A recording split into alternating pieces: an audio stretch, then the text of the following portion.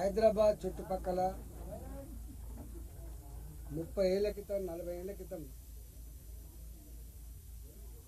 చిన్న ఉద్యోగాలు చేసుకునే వాళ్ళు, చిన్న వ్యాపారం చేసుకునే వాళ్ళు ఆనాడు భూములు కొనుక్కొని ఇల్లు కట్టుకుంటున్న సందర్భంలో మళ్ళీ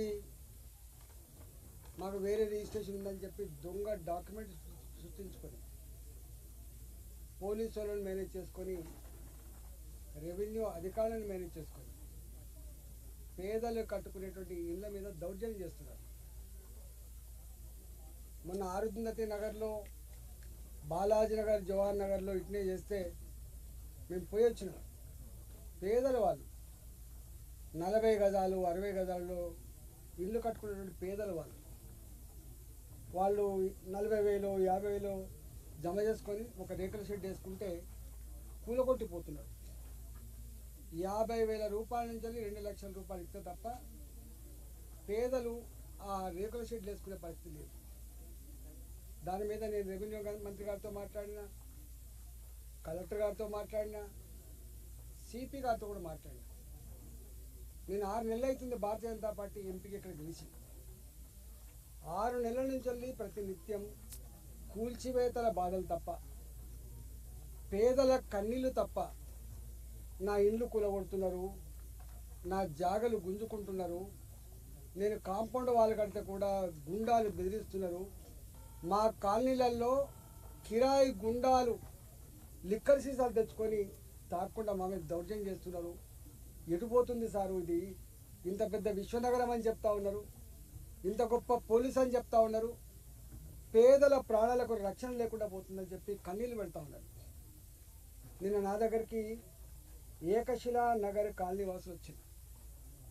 1985, ఇవాళ కాదు నిన్న కాదు, 1985 ఆనాడు ఇక్కడ ఎకరం 10,000 రూపాయలు 5,000 రూపాయలకి ఎకరం ఉండే. ఇక్కడ ఆనాడు రియల్ ఎస్టేట్ వాళ్ళు ప్లాట్ చేస్తే కొనుక్కున్నారు. వాళ్ళు అందరూ కూడా రెవెన్యూ ఉద్యోగులు ఉన్నారు, ఇలా పోలీస్ డిపార్ట్మెంట్లో పనిచేసే వాళ్ళు ఉన్నారు, రిజిస్ట్రేషన్ ఆఫీస్లో పనిచేసే వాళ్ళు ఉన్నారు.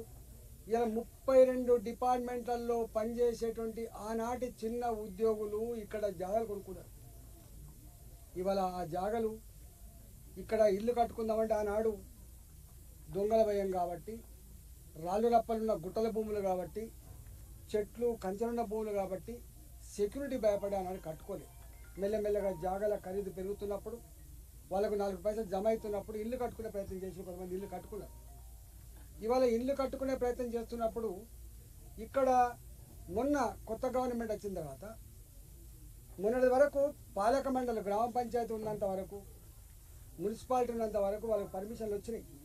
కానీ కొత్త ఈ గ్రామ పంచాయతీ పాలక మండలు వాళ్ళ టైం అయిపోయిన తర్వాత స్పెషల్ ఆఫీసర్ల పాలన తెచ్చి ఇక్కడ కట్టుకునేటువంటి ఇండ్లకు పర్మిషన్ ఇస్తలేరు.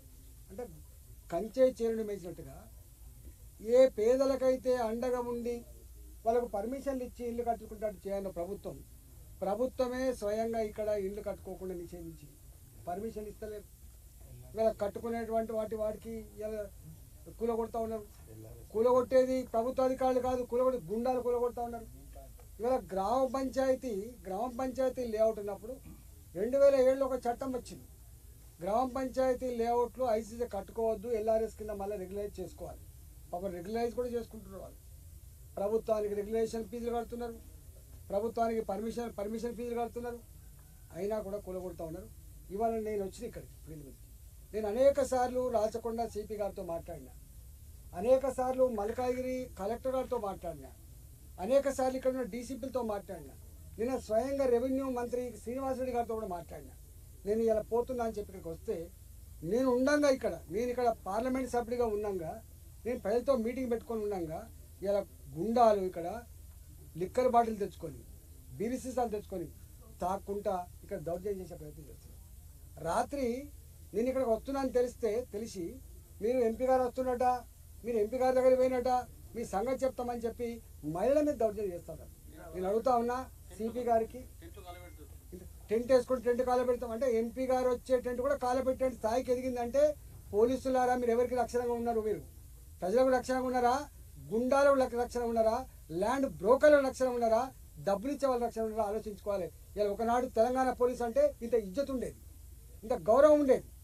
కానీ ఇలా తెలంగాణ పోలీస్ అంటే ఇజ్జత్ లేకుండా పోయింది, గౌరవం లేకుండా పోయింది. మీరు ఆలోచించుకోమని చెప్పి హెచ్చరిస్తానా.